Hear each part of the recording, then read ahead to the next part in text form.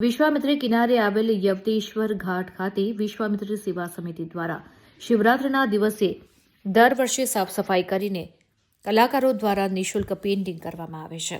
વડોદરાના ઐતિહાસિક ગણાતા વિશ્વામિત્રીના કિનારે આવેલા આ યવતેશ્વર મંદિરના કિનારે આવેલ યવતેશ્વર ઘાટ ખાતે 21 વર્ષથી છેલ્લા ઘાટની સાફ સફાઈ કરવામાં આવી રહી છે અને શિવરાત્રી નિમિત્તે શહેરના સેવાભાવી આર્ટિસ્ટો દ્વારા પેઇન્ટિંગ કરીને ઘાટને આકર્ષિત કરવામાં આવે છે। ત્યારે આજે શિવરાત્રીના પર્વ પર યવતેશ્વર ઘાટ ખાતે રાત્રે વિવિધ કાર્યક્રમોનું આયોજન કરવામાં આવ્યું છે। વિશ્વામિત્રી સેવા સમિતિ અને એના સપોર્ટમાં આવેલી બીજી બધી સંસ્થાઓએ બધાએ ભેગા મળીને 80 કિલો ગેરું અને 50 કિલો ચૂનાનું આ શણગાર કર્યો છે। ઇકો ફ્રેન્ડલી પેઇન્ટિંગ કર્યું છે। વડોદરાની એક ઝાંખી તમને કલાનગરીની જોવી હોય તો તમને આ જગ્યા પર જોવા મળશે।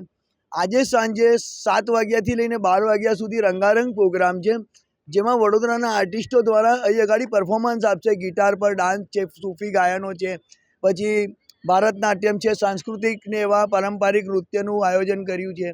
આ જે ચિત્ર તમે જોઈ રહ્યા છો એ ચિત્ર પણ અહીંના લોકલ કલાકાર દ્વારા એમના ખર્ચે આવીને અહીં આગળ વિશ્વામિત્રી માટે અને મહાદેવ માટે એમણે એમનું બેસ્ટ આપ્યું છે। એવી રીતે બધાના સલાહ સહયોગથી આ એક પ્રોગ્રામનું દર વખતે આયોજન થાય છે। આ કોઈ પોલિટિકલ પ્રોગ્રામ નથી, આ એક પબ્લિક પ્રોગ્રામ છે, જેમાં દરેક પબ્લિક અમને સ્કેનરમાં 5 રૂપિયા 10 રૂપિયા કરીને અમે આ આયોજન કરીએ છીએ।